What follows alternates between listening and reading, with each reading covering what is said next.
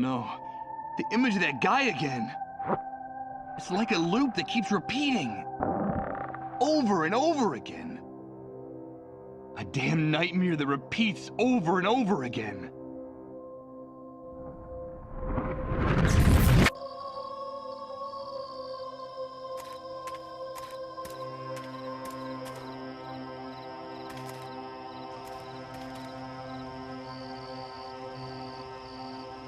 More of that barbed wire that adorns all the city's buildings. If I get up close enough, I can hear a slight buzz, a sure sign that this fence is electrified.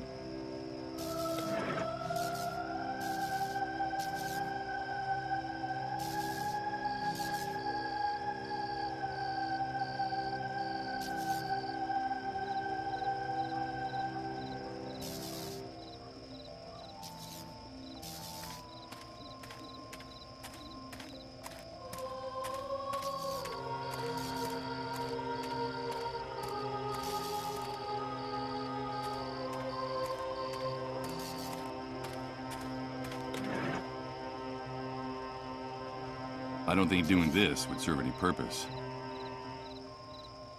Okay, I'll wear the gloves to cut the electrified wire.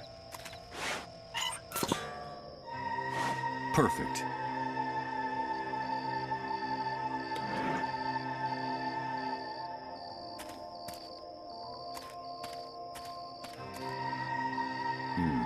There's a flat metal object buried in the bushes.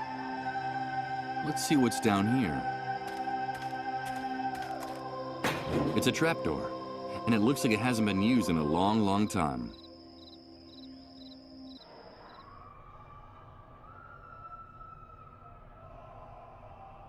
This door leads to a dingy back room. What the hell could be in here? I can hear the buzz of electricity coming from inside, but I can't figure out anything more without a little more light.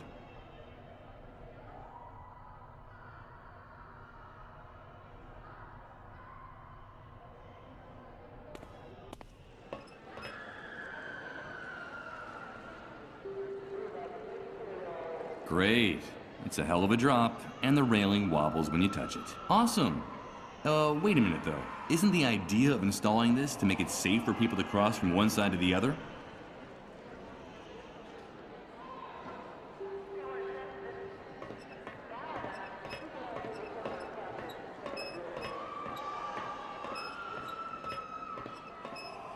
A container covered in dust.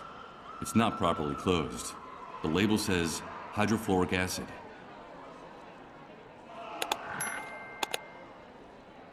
It's the only exit on this side of the catwalk. A ventilation hole covered with a grate. It doesn't look promising, but any place is better than this gateway to hell where I am now. What is this place? Where the devil am I? It seems like the small building at the ground level is just camouflage.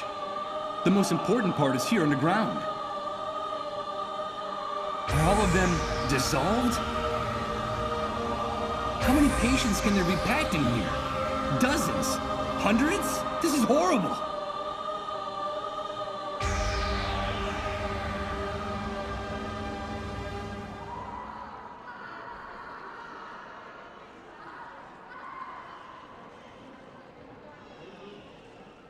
It doesn't look that safe. My knees are knocking just walking over it. This catwalk just revealed something to me about my former life, that I have a tremendous fear of heights.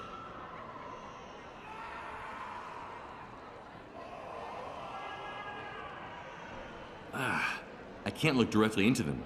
These lights are so bright that it seems like day in here. It must take an enormous amount of electricity to maintain this building. That explains the number of barrels out there. That's where the fuel is stored, that they need to run all the compound's generators.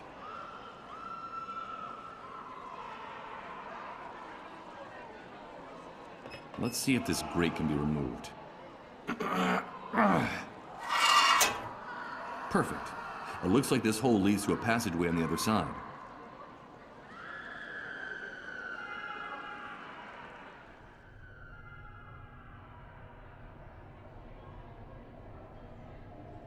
Judging by the horrible noise coming from the other side, this door must lead to the vast hall where the dissolved are going through their final agony. As Reverend Blake might say, a stairway down to the very bowels of the underworld. There's a bunch of papers stuck to the door of the closet. There seems to be some type of bureaucratic form among them.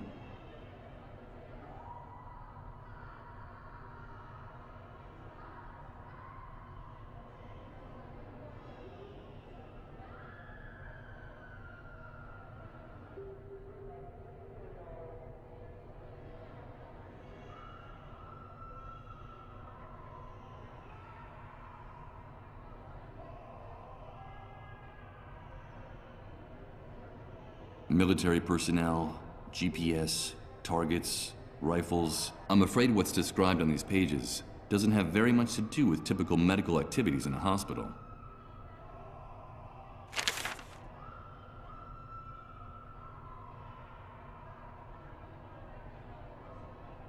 Military personnel, GPS, targets, rifles. I'm afraid what's described on these pages doesn't have very much to do with typical medical activities in a hospital.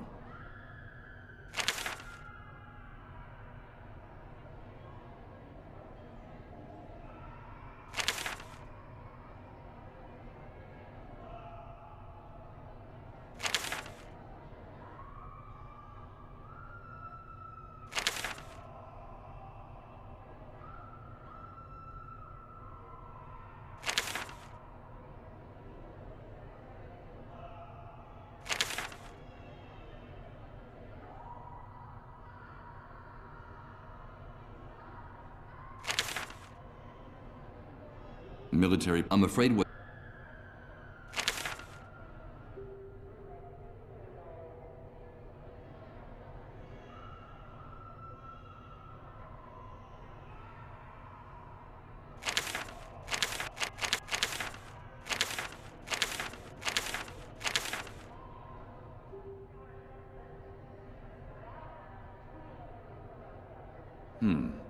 The handle that opens this rusty monstrosity looks worn out. It looks like this closet is used frequently, and with very little care. A tiny lock is preventing me from opening the door, and despite its size, it seems to be very strong.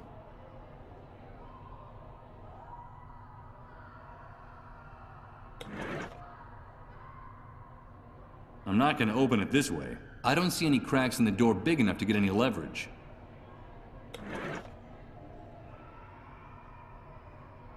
Use this here?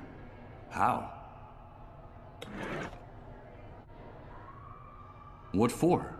I'd only end up breaking the glass, or even worse, cutting my hand with it.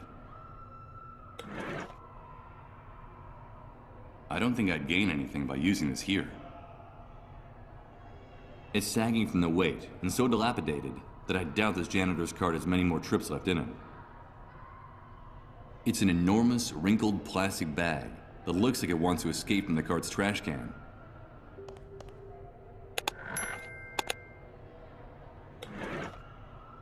It has a side zipper that's open. The lining of the bag is damp and sticky. What the hell could they have been keeping inside it? Hydrofluoric acid. What's a chemical like this doing inside a medical facility? The smell alone is giving me a headache. It's sagging from the weight.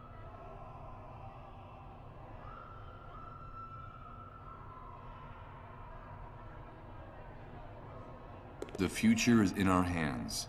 Collaborate, rebuild, report. From the text, I say this poster must have been part of a government campaign launched after the Great Wave.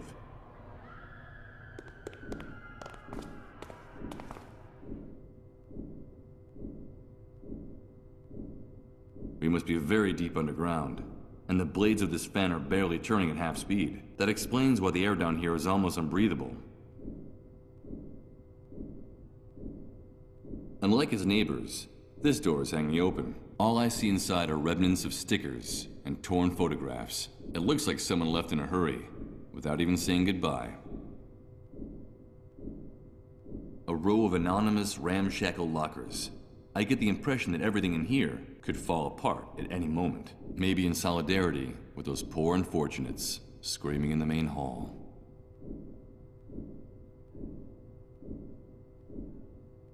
Benches in front of the lockers. Typical locker room. And so is this musty smell of old sweat and dirty socks that permeates this entire room.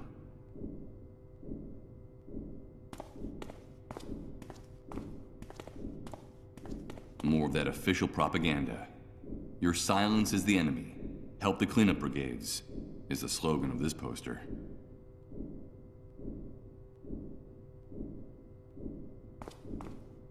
This glass cabinet has dozens of medications stored inside, classified by type. Antibiotics, anti-inflammatory drugs, diuretics, and, painkillers.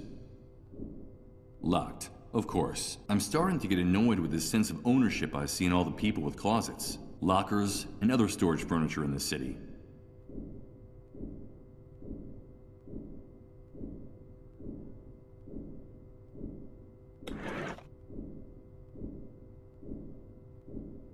I'd rather use a key to open this case, but I'm a bit short on time, so... Who is it? Who's there? Oh, excuse me, What are you doing here? Have you come to steal something? Take one more step and I'll call the soldiers. No, wait, please, don't do that. Security, this is Nurse Uma Grundy. I need you to come right away. No, wait!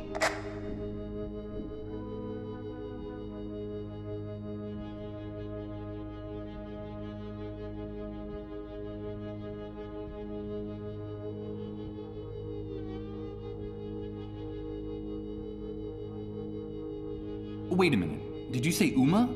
Nurse Uma? Yes, that's my name. Wait, please don't turn me in. I know your father. I saved his life just a few hours ago.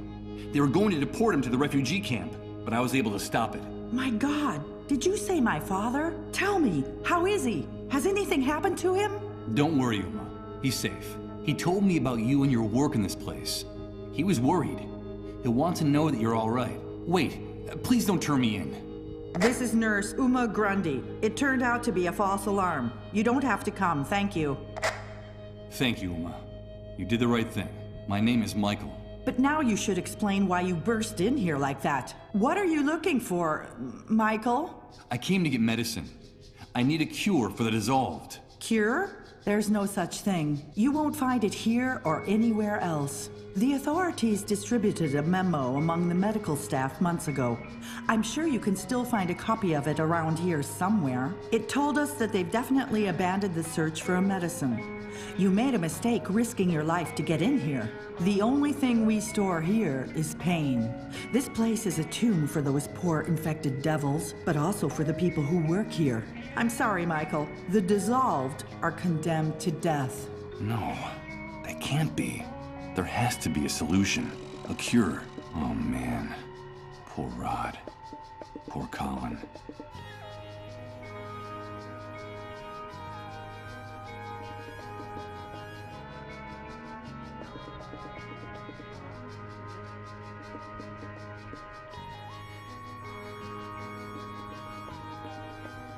But I heard in the refugee camp, they said a cure is being produced and stored here. Well, if that's not the case, what's the purpose of a building like this? The Army deliberately keeps that rumor about a possible cure alive. You see, as long as people still have some hope left, it is much easier to control the city more effectively. But it's a lie. I understand. This medical center was built just after the Great Wave, taking advantage of some abandoned underground facilities. That was when the authorities were beginning to work on their project to rebuild the city. They told us the building was going to be used to take in the first patients. Of course, we had no idea the disease would become so widespread. I left my job in a clinic downtown to come here. I wanted to lend a hand. They demanded total confidentiality about our work to avoid causing panic in the population. Not even my father knew what we were really doing in here. Yes, he told me that when I asked him about this place. At first, we treated the patients with great care. There was medicine to ease their suffering and even research into a possible cure. Everything was going smoothly. And then what happened? Things started to go wrong. When the number of patients multiplied, we couldn't keep up. And then we began to run out of even the most basic supplies. And that was when the Army took over complete control of the center. Yeah, that sounds familiar. Then they sealed off the building. No one was allowed to leave, not even us. We doctors and nurses have been shut in here for months, isolated without even a glimpse of daylight. They say it's for security reasons. It's for our own safety. Oh, yeah. Now our medical care is limited to wrapping up the patients in plastic bags, like the ones they use to transport cadavers, and then simply waiting for them to die, doing what little we can do to ease their suffering. Then we dispose of their remains, dissolving the black bags in acid for decontamination. And that's about it. That's all we can do with the resources we have, and sometimes it's just too much to bear. Condemned to die. I heard their cries of pain out there. What really happens to the dissolved? These people suffer the most excruciating pain and die in the most horrible way I've ever seen. The first symptoms are bouts of nausea and fainting, which become more frequent and prolonged as the disease progresses, until in the end their entire metabolism enters a state of shock. Then their entire cell structure dissolves. It simply disintegrates. There's no medical explanation. It just happens. But there's something even stranger about the disease. What could be stranger than what you just told me? The dissolved become erratic, unpredictable, eccentric. They're uncontrollable. That's why the Army fears them. They're afraid of their unpredictable behavior, but also of their strange messages. So the sole function of this place is to keep them locked away, hidden, and under the Army's control, until death takes them off their hands, one by one. It's also why people who harbor the dissolved are punished, and it's also the reason for the existence of the cleanup brigades.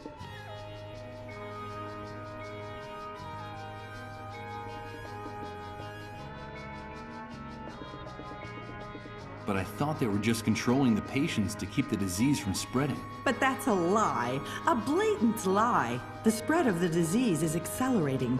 The number of cases is multiplying every day. But it's not contagious. We doctors and nurses have been treating the sick for months, in direct contact with them and their remains. And the rate of contagion among us is no higher than out there. The Army is lying. But then, how is the disease spread? We don't know, Michael. No one knows. What we do know is that it's not caused by direct contact with the victims. There's another reason for the Army's secrecy about the dissolved.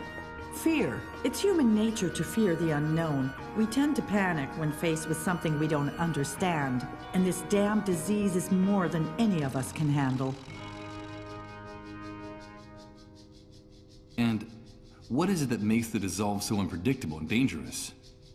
They know, Michael. You probably think I'm crazy, but I'm telling you, they know. They talk about events no one else knows about. They sense things. They bring back information from the places they go. And they talk to the dead there, Michael. They communicate with the dead. They know, Michael. That's all. They're just sick people, Uma. No! They're more than just ordinary sick people. You wouldn't talk like that if you had been living with them, and their messages and their prophecies all these months. Wait a minute. Did you just say the dissolved make prophecies? Let me tell you a story. When I first came to the center, I became friendly with a patient, a 13-year-old girl. All the time I was taking care of her, she never stopped chatting. She told me all about the underground highways. She said she went there every day. Underground highways? She said they all went there when they lost consciousness. Obviously, I felt great pity for the girl, but in time I also came to feel tremendous fear. I was afraid of that poor, hopeless child. Her visions, her dreams, her messages terrified me. And then one night she sat down next to another patient, an older woman who looked surprisingly healthy. According to our calculations, this woman still had a few months to live. The woman had just lost consciousness. "Leave me alone with her," the girl said to me. "It won't be long now." And she took the woman's hand. And just seconds later, the woman started to dissolve, shrieking and writhing in pain, until there was nothing left of her but a puddle of brown, viscous liquid. The girl turned to me and said, "I knew she was leaving us, and I didn't want her to go alone. That would have been very sad, wouldn't it, Uma?" The girl's face was still dripping with the remains of the patient. She knew what was going to happen, Michael. She saw it. From then on, my fear became uncontrollable. I felt defenseless next to her. I understand. Finally, my panic was so great that I refused to go anywhere near her, and I even, God forgive me, I felt secretly relieved when she herself finally dissolved. They know, Michael, and that's why they're so dangerous to the people in power now. The cleanup brigades. I've seen how they behave. They're savages. I despise them. They're like predatory animals, heartless and unscrupulous. The rest of the staff refuses to share the facilities with them, so their lockers are out in the hallway. That's where they keep everything they need for their hunting expeditions.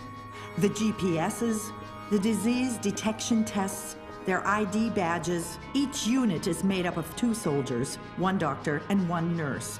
I mean, doctors and nurses collaborating with those bloodthirsty animals, but then they say, what do you want? It's our job, and somebody's got to do it. Yes, that phrase sounds familiar. It's bone-chilling. Police and criminals using exactly the same words to justify their actions. You gotta do what you gotta do. That seems to be the slogan of the executioners of this new world. Talk to my father, Michael. Tell him that I'm all right, that he shouldn't worry, that we'll be seeing each other soon, very soon.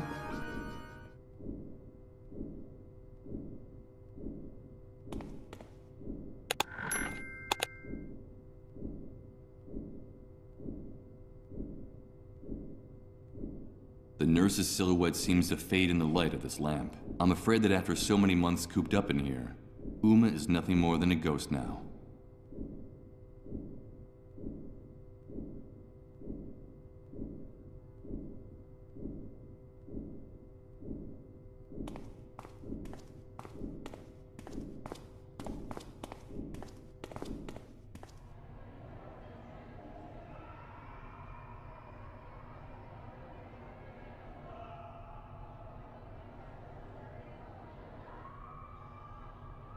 Better not. I'm an intruder in this building, and it's under the Army's control. Going down to the main hall of the hospital would be walking straight into the lion's den. I'm not going to leave this place without finding one of these memos about the dissolve that Uma mentioned. If it's true that the Army has stopped looking for a cure, I'll need some proof to take to Rod.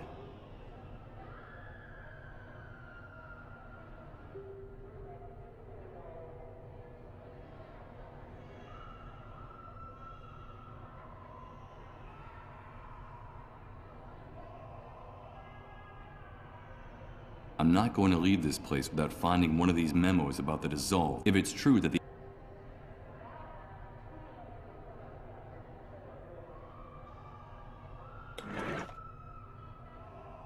It won't open that way.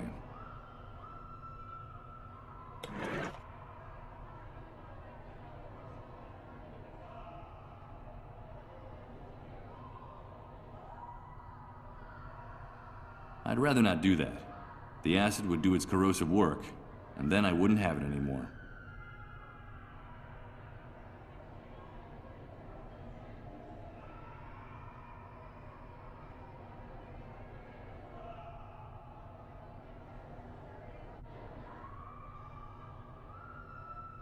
Maybe a professional burglar could do it, but I can never pick this lock with just a handful of rusty nails.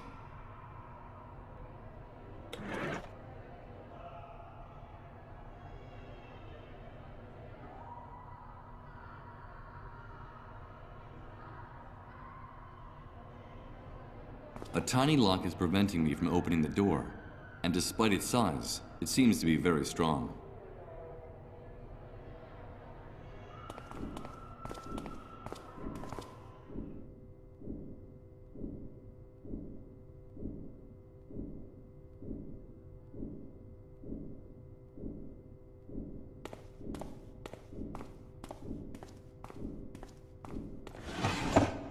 Let's see.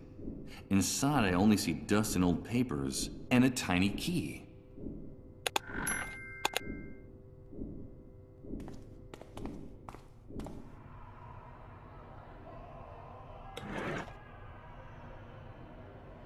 Let's see if it's the key to this closet. Bingo!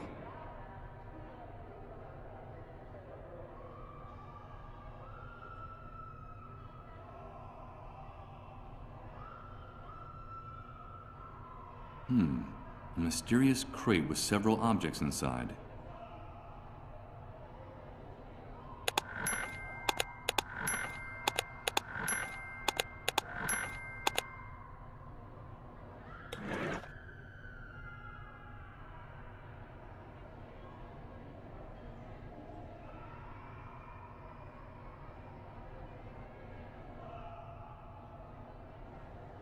It's an internal Army memo for the hospital's medical staff. The report talks about the failure to develop a cure for the dissolved, and what's even worse, the decision to finally abandon the search for one. Authorized Vehicle Pass. It's the ID that allows the cleanup brigades to get in and out of the hospital compound in their macabre ambulances. From what I can tell, the Army can pump you full of lead if you try to come through the gate without one of these.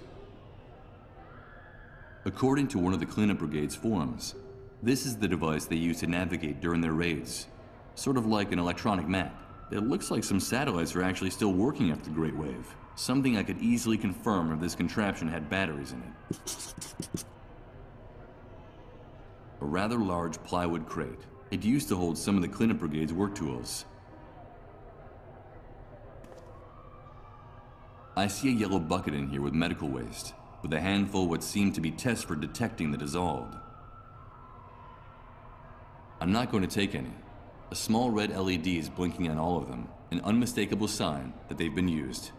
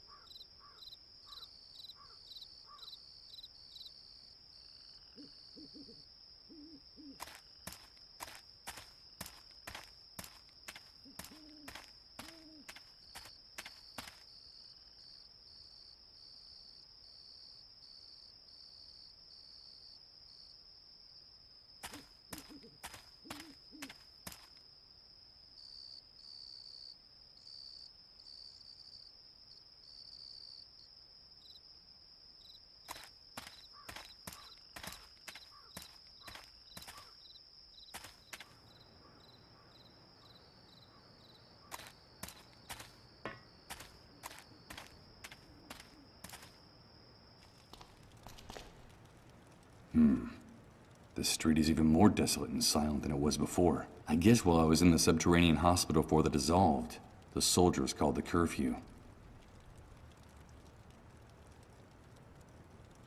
A small group of Reverend Blake's followers are keeping his sister company, heads bowed and dispirited. She meditates in silence, resigned and exhausted.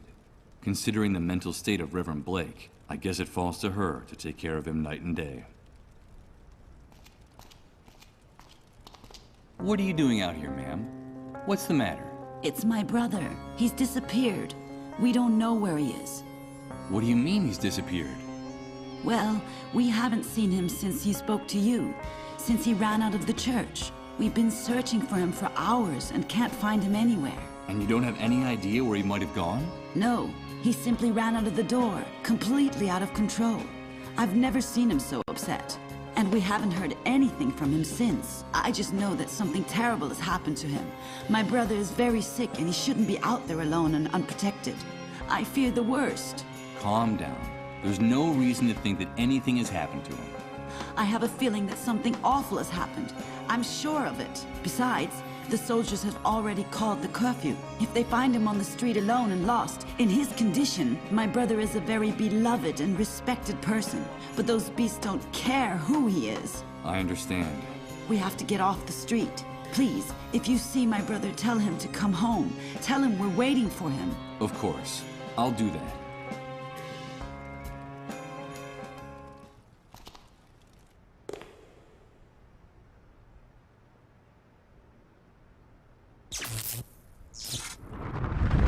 Oh no. Here comes that sensation again. It's like floating in a dense liquid, while everything around me changes and repeats in cycles. Good God. I think I'm starting to lose my mind.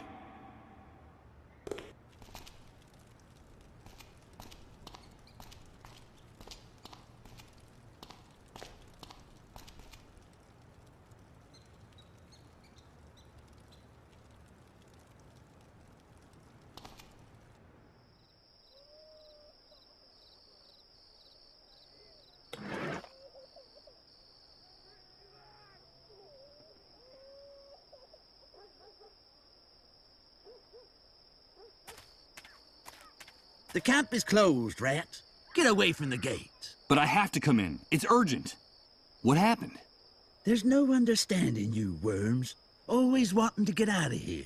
Once you're outside, you're dying to get back in. One of our soldiers was killed, and the camp will remain closed until the matter is cleared up. So take a hike. There was an attack? Yes. Someone hit one of the sentries in the watchtowers with a rock and made him fall out. He was killed instantly. Luckily, it seems there was a witness who saw the perpetrators launch the projectile, and they have been detained. But we never trust the testimony of a rat, so we're waiting for the criminals to confess, or for the murder weapon to turn up. I don't think it's gonna take very long to get the truth out of these kids.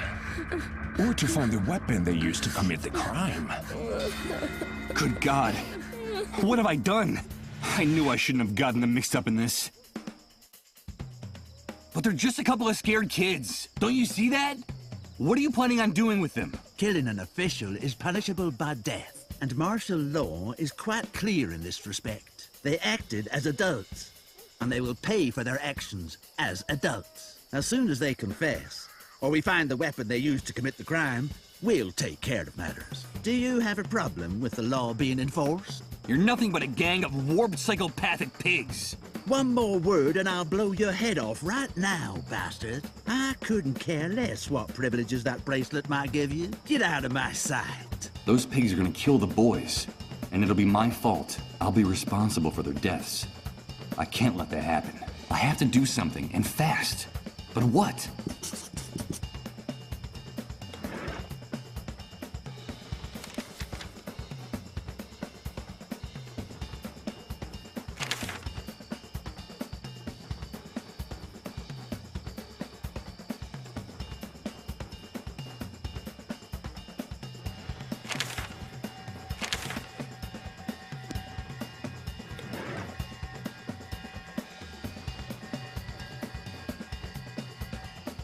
Rifles against slingshots? That would be a real tight contest. Shoot over there, even if I had a projectile handy. I consider myself rather clumsy. I just end up getting my fingers caught in the elastic. Damn it. If I don't prevent it, those bastards in uniform are going to execute the boys. For God's sake, I have to think of some way to save them, and I have to do it now.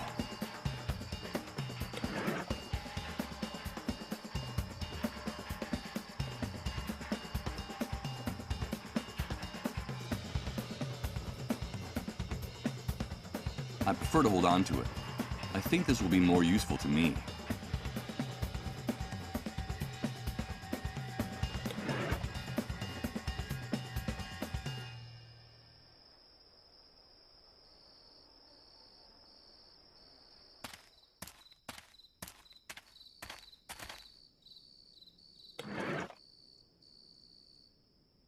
I'm afraid I can't do that. The acid won't melt these bars.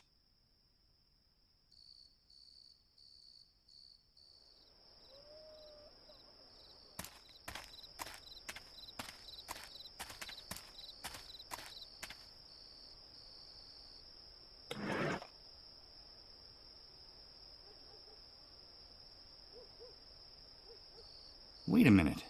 There's something floating in the pit. but I can't see what it is from up here. Before I go down, I'll leave the heavy stuff here, in case the rope doesn't support my weight.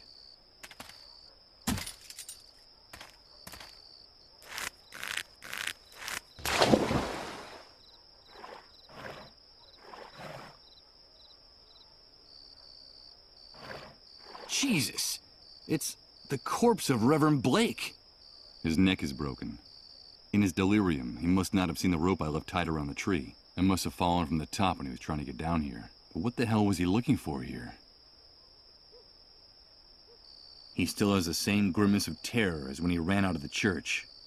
What made him go mad? I don't care anymore. I'm afraid he took the answer with him to the grave.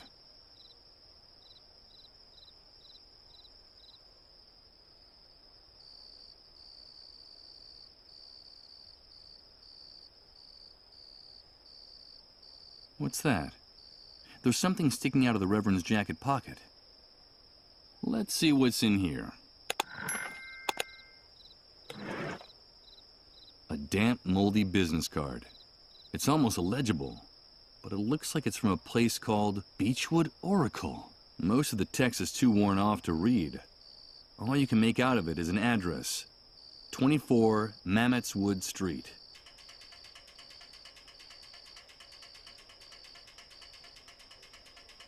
Time is running out for those poor kids, and if I don't stop it, I'll have their death on my conscience. Come on, Michael.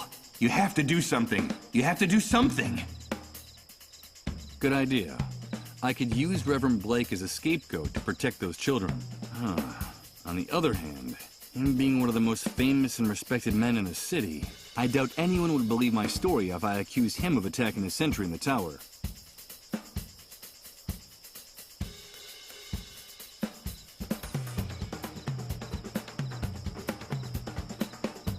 It's the corpse of Reverend Blake. He has a broken...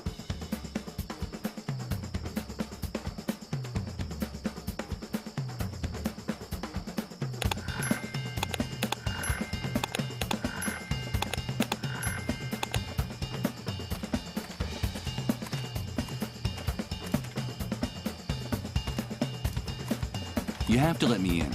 I need to get into the camp urgently. The camp will open when those brats confess to their crime, or when we find the murder weapon. Those two brats are going to pay a very high price for their insolence. And now, get lost, rat. Those pigs are gonna kill the boys, and it'll be my fault. I'll be responsible for their deaths. I can't let that happen. I have to do something, and fast. But what?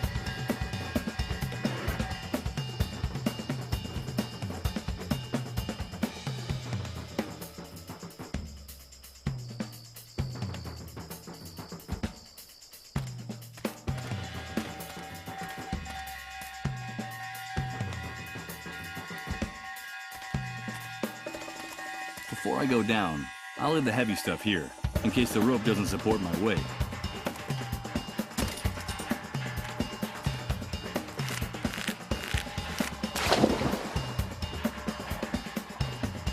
How long will those animals in uniform wait before shooting those boys? Their time is running out. Jesus, Michael, think of some way to save them.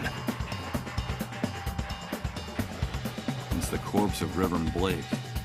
He has a broken neck. He must have slid down from the top of the earthen wall trying to get down here. Inert and speechless, I found the perfect scapegoat. It's a shame that Reverend Blake was so well known around here. No one will believe this man was capable of taking the life of that soldier.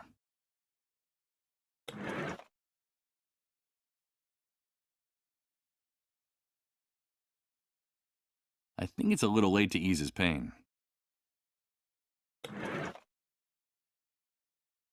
It's an ID, and I believe it would be hard to find any other use for it.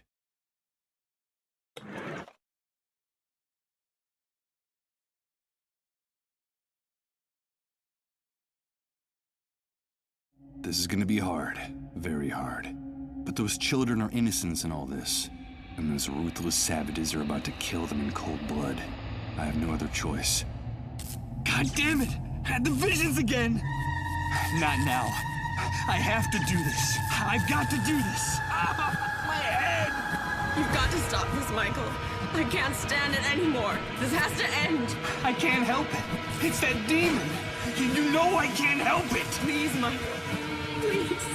Make it stop. Yes. That tiny, cowardly demon. I remember. That brutal sensation of acid running through your veins. Corroding, little by little, anything good and decent you might have left inside you. Turning it into pain, rot, and emptiness. I've disfigured his face, but not enough. He's still identifiable.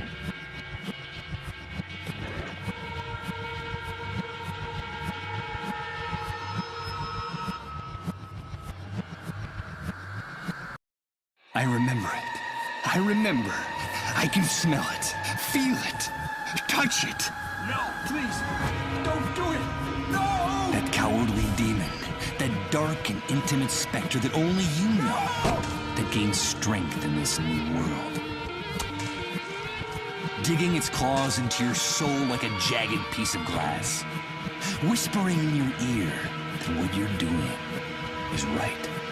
Because nobody has the authority to tell you otherwise. Good God, what have I done? What have I done? Why are you showing me this? Please, answer me. Who was I before the catastrophe? Before the world collapsed? Do I really want to know? God, I'm afraid. I'm afraid of myself.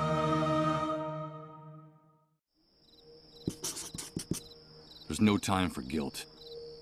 To save those children, well, you gotta do what you gotta do. Damn it! I'm starting to sound like the hunter.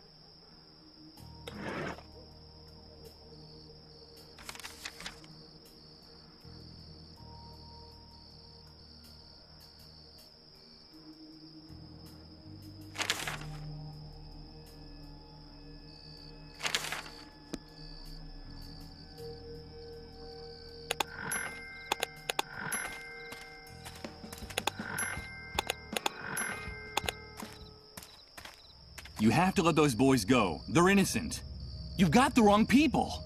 What are you insinuating, rat? You better have a good reason for saying something like that, or we'll splatter your brains all over the wall of shame, and then use the kids for target practice. I know who the guilty party is. I know who committed the crime. And I know where he is. Hey, we've got to hear this. Start talking, rat. Okay, here goes. I hope those pigs take the bait, because if they find out the truth, I'm a dead man. The murderer was a deranged man I met in the city a few hours ago. He told me he was desperate, tired of the humiliation and violence he had to face every day. He was determined to do something crazy. I didn't believe him at the time, but now I see that he wasn't kidding. After the attack, he committed suicide by jumping into the cesspit next to the camp road. You'll find him there. His face is unrecognizable from hitting the rocks and scraping against the rubble. But I'm sure you'll find the murder weapon next to his body. We'll check out your story and see if it holds up. We're approaching what looks like a body. It looks like that worm was right. Over. What a mess. What the hell happened to his face? Meh, who cares? We found the guilty party with the murder weapon. Let those kids go. And unlock the camp gate. Over. You can come in now, rat. Prolonged contact with these animals would be detrimental to my health. I'm not going to talk to them anymore.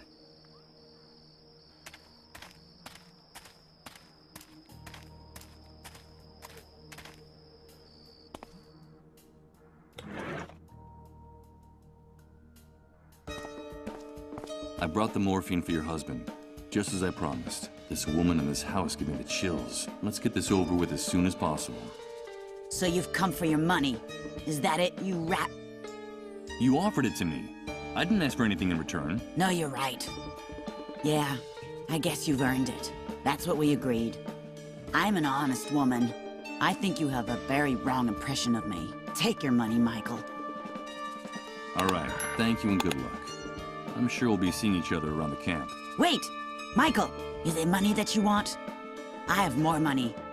I still have some savings. Those camp rats didn't manage to take it all. I'm sure we can figure something out. I don't understand. My husband is about to die. Without him, we'll be nobodies. Me and the kids. The soldiers don't even show us any respect anymore. A while ago, they broke in here to take them away, with no explanation. And it didn't matter to them in the least whose children they were. But if you stay here, all that could change.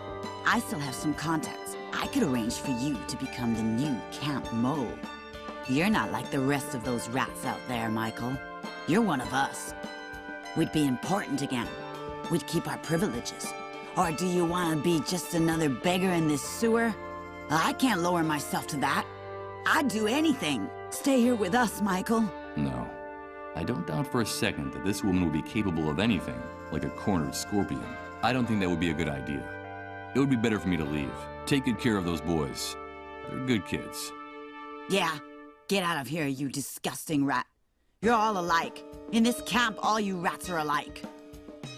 I don't need you. I don't need any of you. You're just waiting to see us fall. But I won't give you the satisfaction, you disgusting rats. I'll do what I have to do. But you won't see me crawling around in the trash like you. A cornered scorpion, surrounded by flames that are closing in. I think it would be best not to speak to this woman ever again. She could be dangerous. Hello, Michael. Did you see us out there with the soldiers?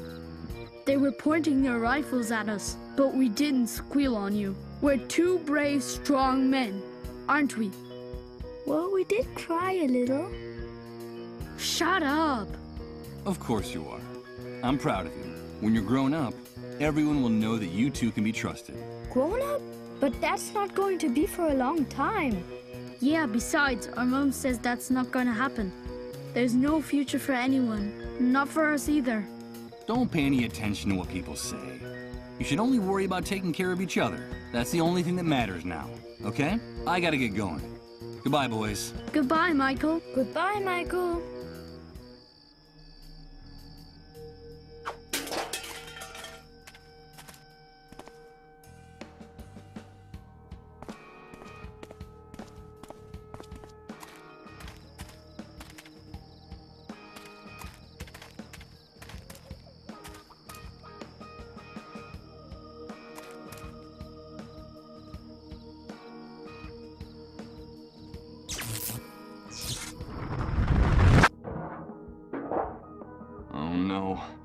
It's starting again. It's amazing. Everything's changing. Everything. Everything's mutating. Repeating itself in cycles all around me. I don't understand. I don't understand anything.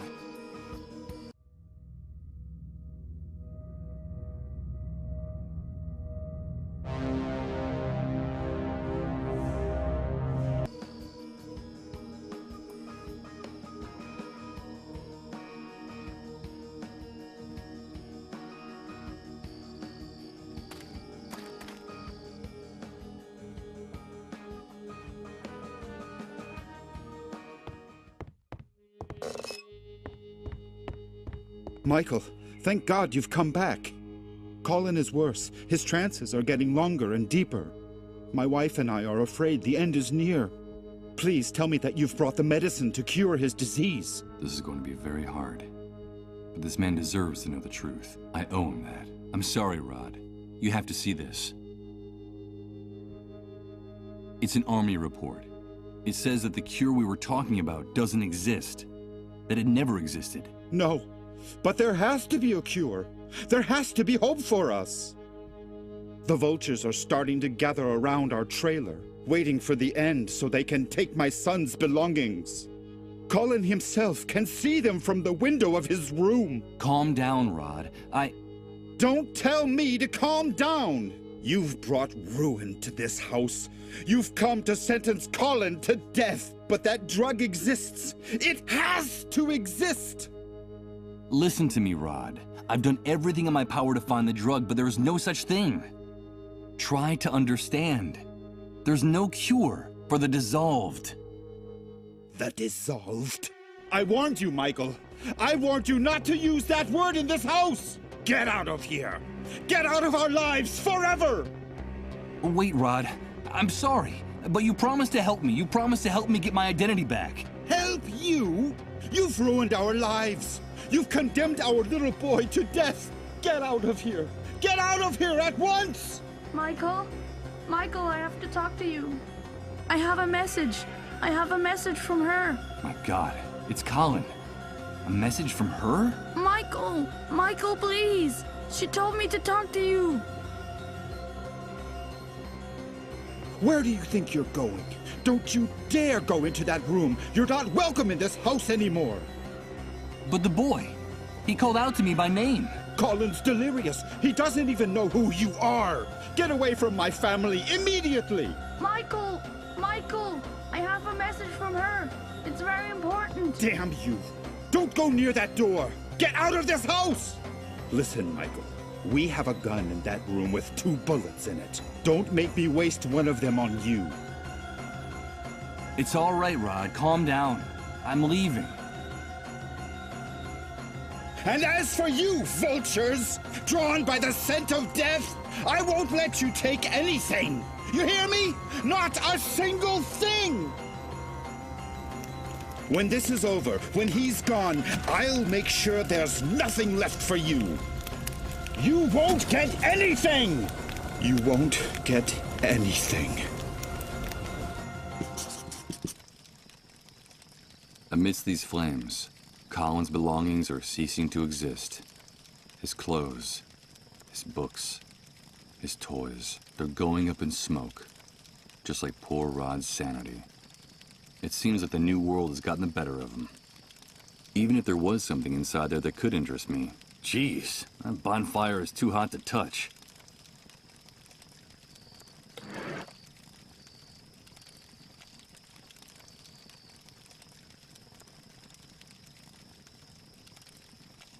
They're not fireproof.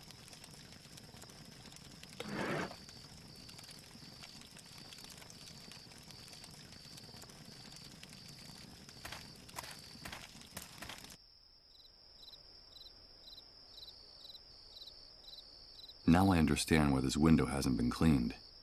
It gives Rod and his family some privacy without raising suspicions about the boy's illness. Besides, that glass looks pretty thick. The boy's cries can't be heard from outside. Colin called out to me by name. He said he had a message from her. I have to go in there and talk to the boy before it's too late. But how? Colin's mother. I'm afraid the only thing left for Rod and her to do is wait for the tragic final act of this story to play out. And I'm sure neither one of them will let me go into the room in the meantime to talk to the boy. He made it very clear. After his outburst, Rod is not going to let me back into his trailer. Poor man. I'm afraid that this new world has finally gotten the better of him. This cookie box should have a revolver inside, with 2 bullets in it. According to the notebook, it's the one-way ticket out of this new world for Rod and his wife, in case things don't work out for Colin.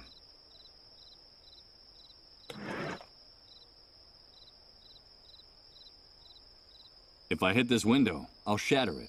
It's pretty quiet around here, and the sound of the breaking glass would alert everyone in the camp, including the soldiers.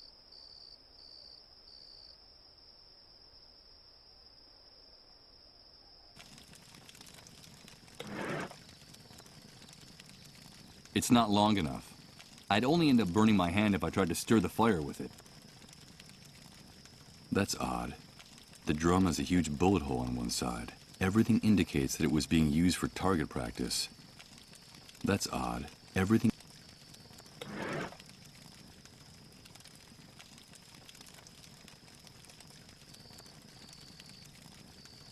It's not long enough.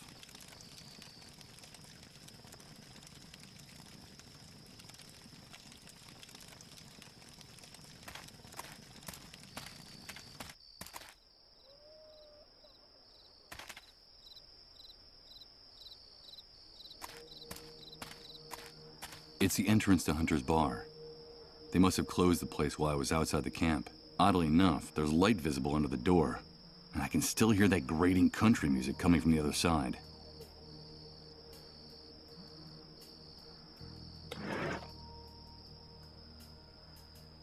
The door is solid, and it's locked tight. I won't be able to open it with this. It's too high. I can't hit it with the crowbar. What for? I'd only end up denting the metal of the drums a little.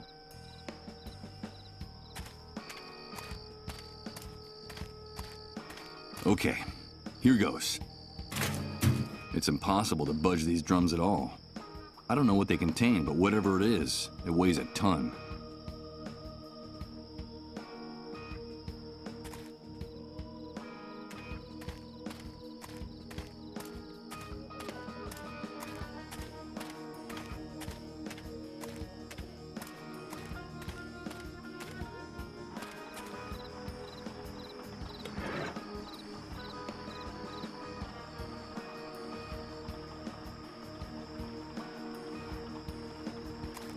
I brought money. Let me see Rose.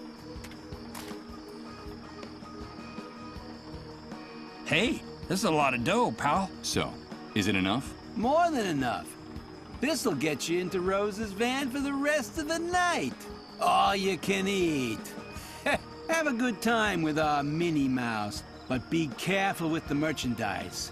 You know how it works. You break it, you buy it. Yeah, I get it.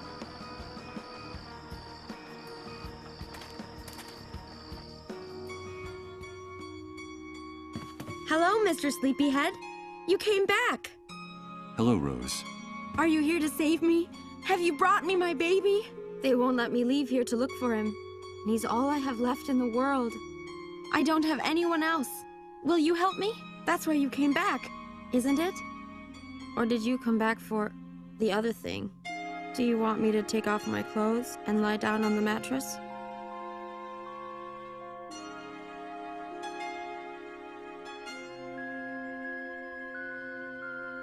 I'd like to talk to you, Rose.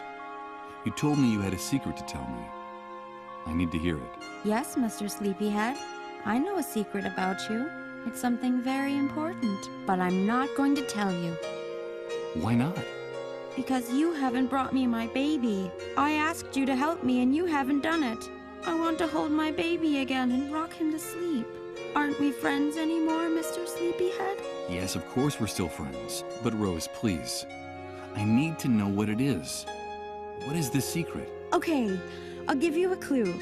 It's a riddle. I have something of yours from before the Great Wave. It's the key for you to lock and unlock your chest of dreams, you sleepy bear. But I won't give it to you unless I can hold my baby again. The key to my chest of dreams? I don't know what the devil she's talking about. But if it's something from before the Great Wave, no doubt it could help me recover my past. Rose, I don't have time for games. Give me whatever you have, please. No, no. You have to help me first. Please bring me my baby. I want to rock him to sleep again, like in the picture on the wall. Have you seen the picture of my baby and me? It was taken before the Great Wave. I have no one else. I need my baby. Bring him to me. Bring him to me! Bring him to me! Hey, pal, you can have a good time with our Minnie Mouse, but don't mess up the merchandise. Don't make us come in there. You know how it works. You break it, you buy it. All right, Rose, all right. Calm down. No, I don't want you to lie down. Tell me, Rose, why can't you leave here? It's because of them. They don't let me go any farther than that empty lot over there. They say I have to be ready in case a client comes. They only let me go see Rod and Colin in their trailer every once in a while. And why don't you run away? Those men are too scary, Mr. Sleepyhead. They yell at me and hit me if I don't do what they say. Sometimes they lock me in here in the dark for hours. And I'm afraid the soldiers will come back. They say they'll call them, and if I don't behave, they'll hurt me again. I'm so afraid of the dark. Aren't you? Colin is afraid of the dark too. Before he got sick, he told me, and now they won't let me see him anymore. I like the light better. Do you like the lights in my room, Mr. Sleepyhead? Yes, they're very pretty, Rose. It's like it's Christmas every day, isn't it? But the one who scares me most is the hunter. He's always ordering everyone around with a voice like an angry lion. He even gives orders to those men outside. He's like a horrible big dog about to bite you. I get the shivers every time he comes to visit me. but I like your voice very much, Mr. Sleepyhead. You sound like a knight in a fairy tale. And I'm your princess. You said you don't have anyone. Where is your family? I don't know, Mr. Sleepyhead. The last time I saw them was when that great wave came.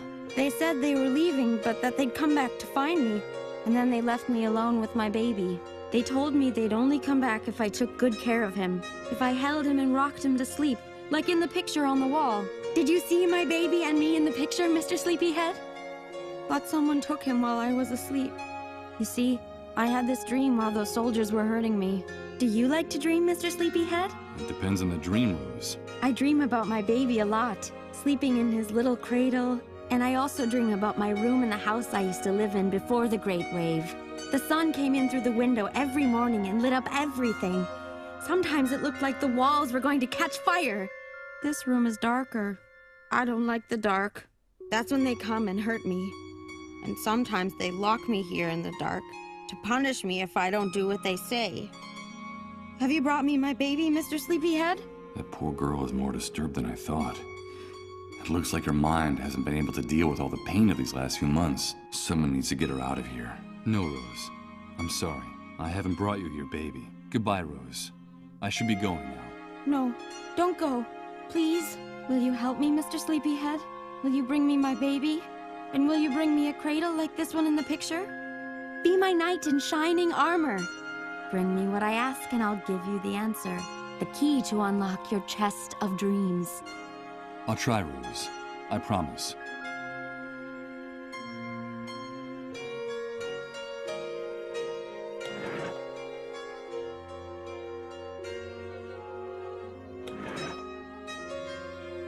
I think it needs a little more work. This doesn't look very much like a real cradle. I'm afraid even Rose would agree with me on that.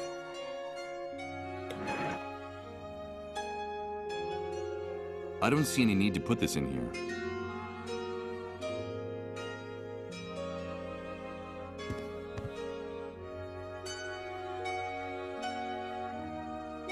It's a page torn out of a very old magazine.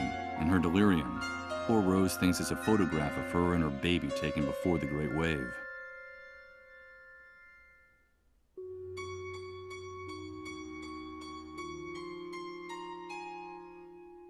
It's the pile of rags Rose is saving for her baby. When winter comes, my baby will get cold. That's what she said. It would break Rose's heart to see me stealing her baby's clothes. I'm not going to do that to her.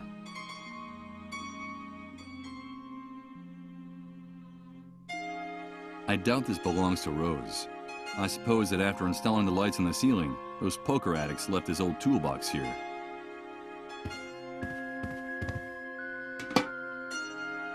From what I see, the only useful tool inside this box is a hand drill.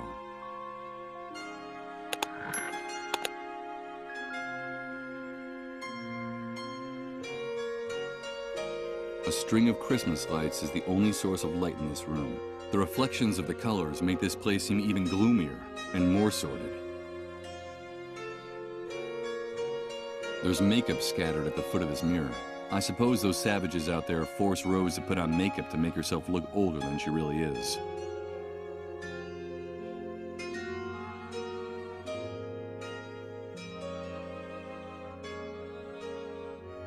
This is the poor girl's place of business.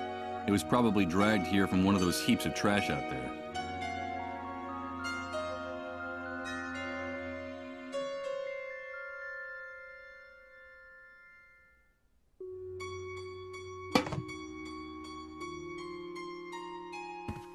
Hello, Mr. Sleepyhead.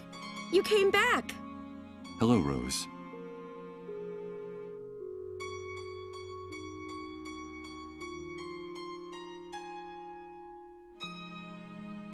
Goodbye, Rose. I should be going now.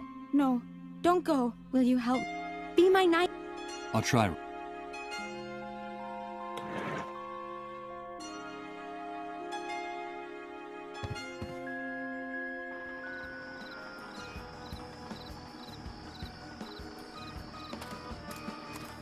Huh? Leaving us so soon? Hey, you're quick, pal. So, how'd our little mouse do?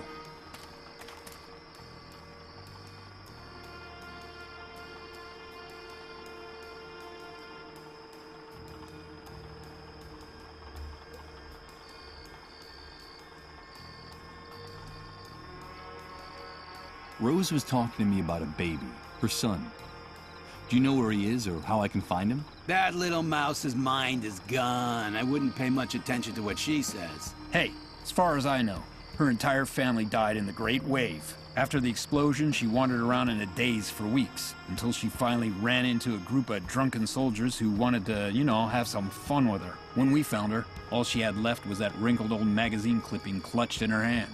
It's her pride and joy. Now she's got it stuck up on the wall of the van. And as far as the baby's concerned? Probably not alive anymore.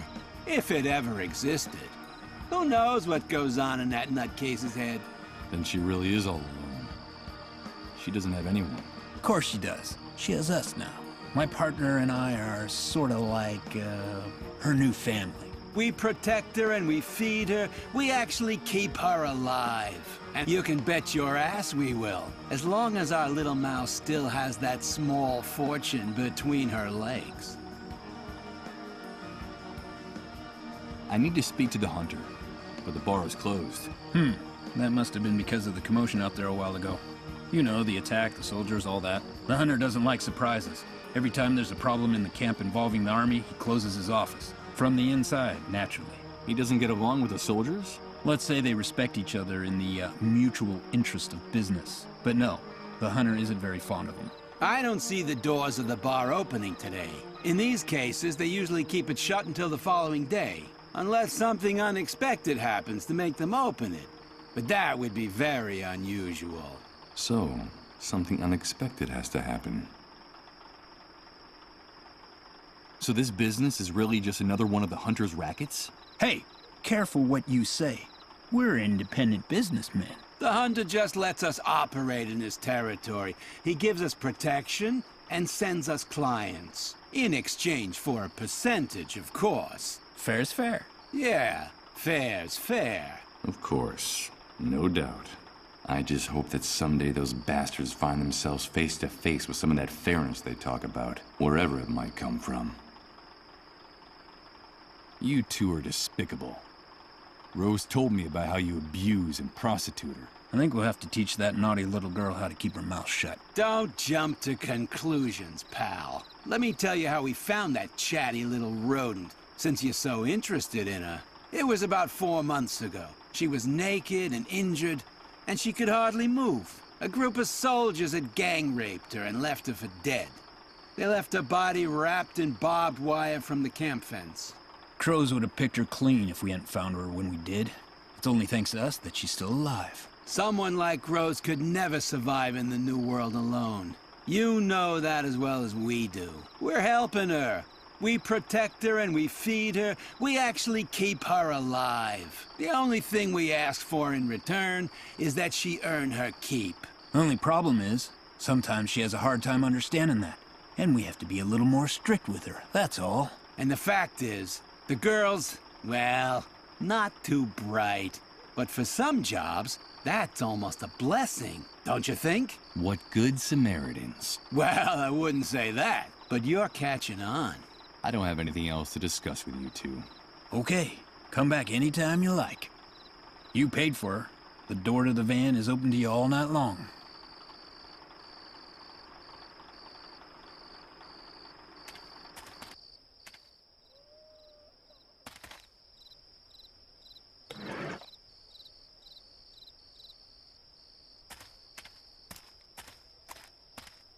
Okay, so we'll make a hole in one of these drums.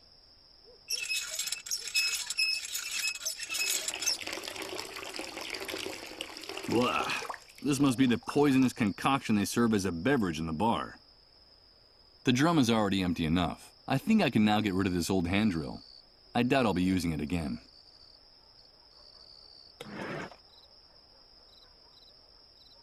With its contents spilled all over the ground, the punctured drum doesn't seem so heavy anymore.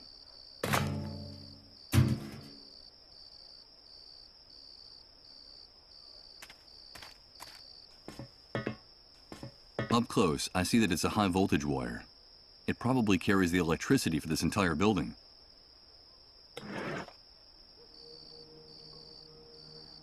This cable is insulated with plastic. There's no need to wear gloves to handle it.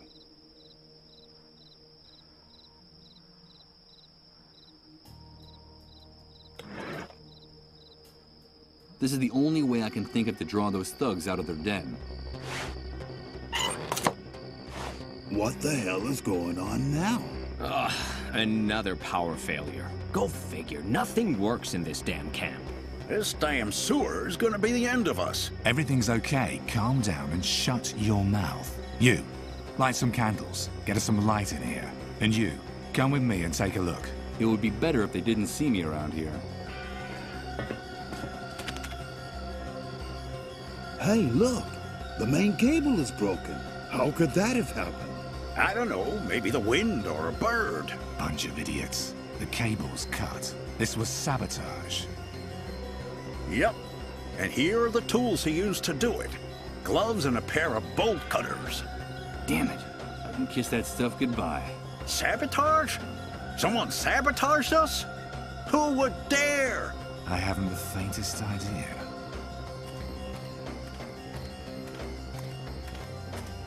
What happened, Hank? Hey, Mike. Nothing in particular. It's nice to see you around here, dude. Some idiotic camp electrician wanted to practice on our place. That's all. We'll give him a fitting reward when we find him. You know, fair's fair. So, tell me, what brings you to these parts? I wanted to talk business with you. Business? Of course, Mike. You know, in these hard times, we all have to help each other. I'm sure we'll be able to make a deal. Come inside and sit down with me. And you, fix this.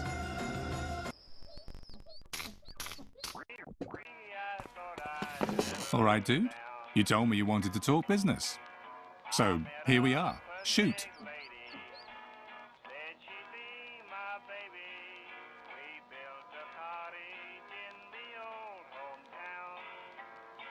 The last time I was here, you told me that you could get anything.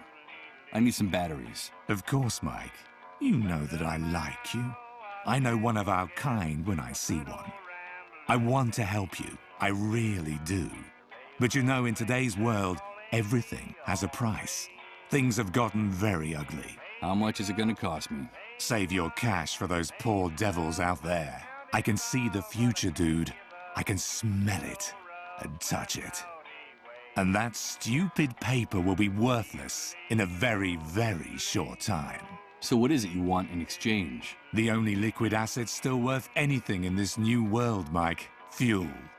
Bring me gasoline, oil, kerosene, anything that can make a motor or generator run, dude. These are dark days, and people need light. We want to bring it to them.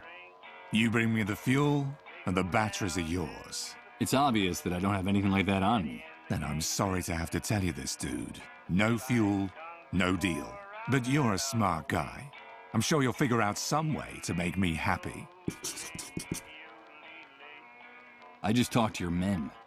Those maggots who are prostituting Rose. Your business dealings turn my stomach.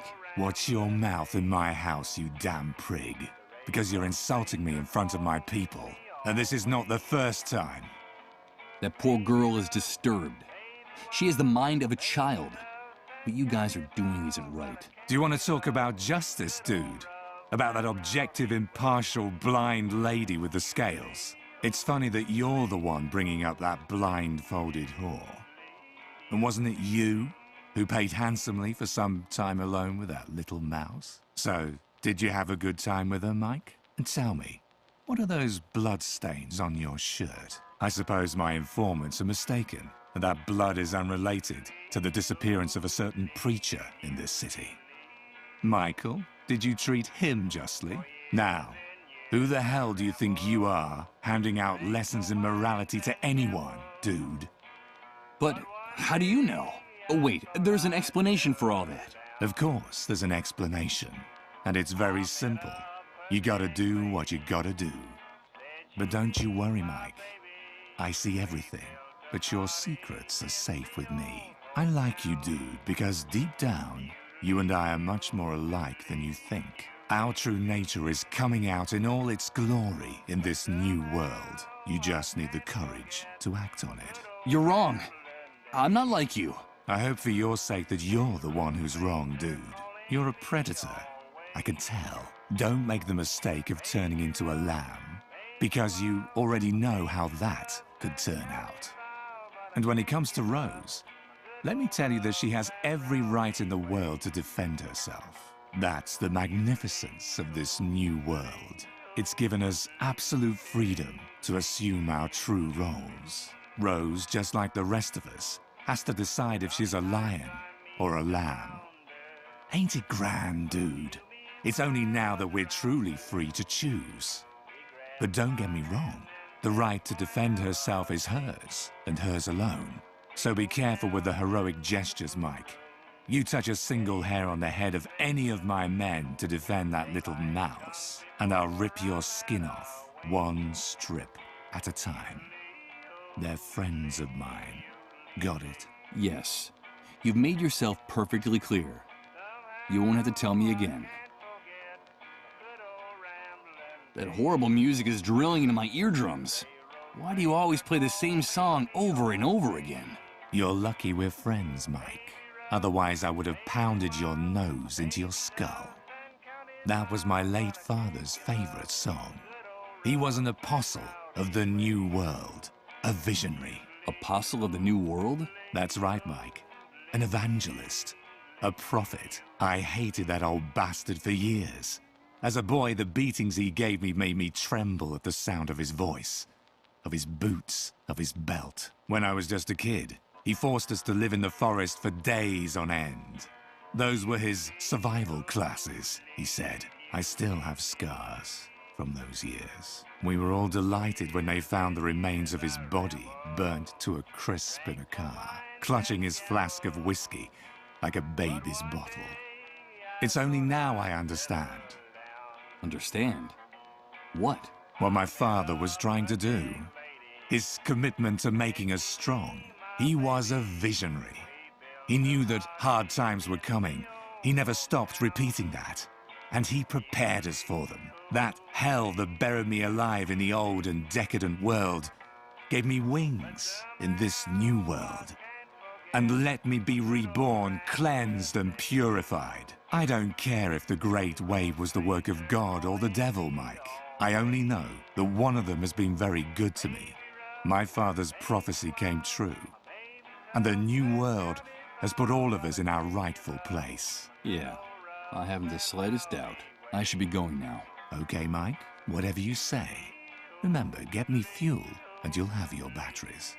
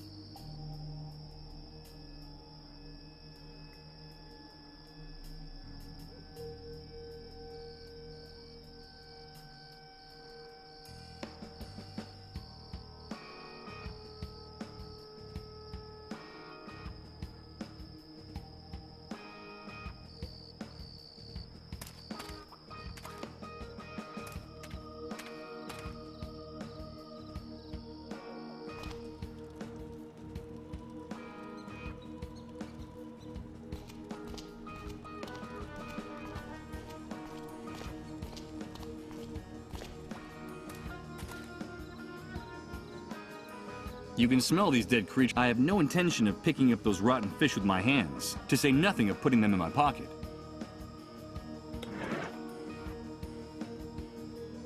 It's too big for carrying them. The fish would just disintegrate and disappear in the folds of the bag.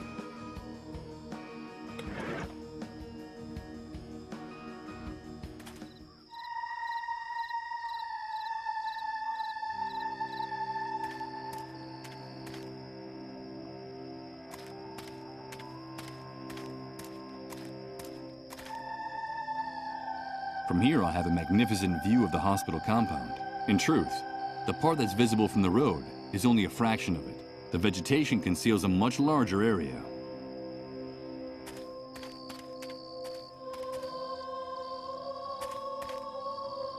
If, as the hunter says, fuel is the currency of the new world, there's a real fortune stored here. I'm not surprised that the army has this place hidden and camouflaged.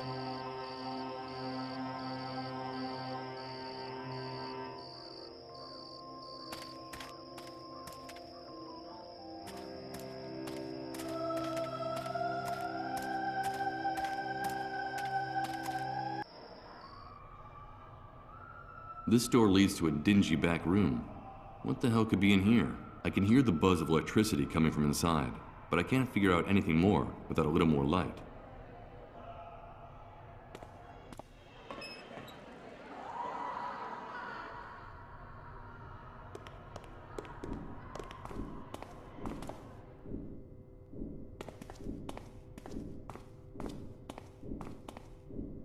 Hello, Uma.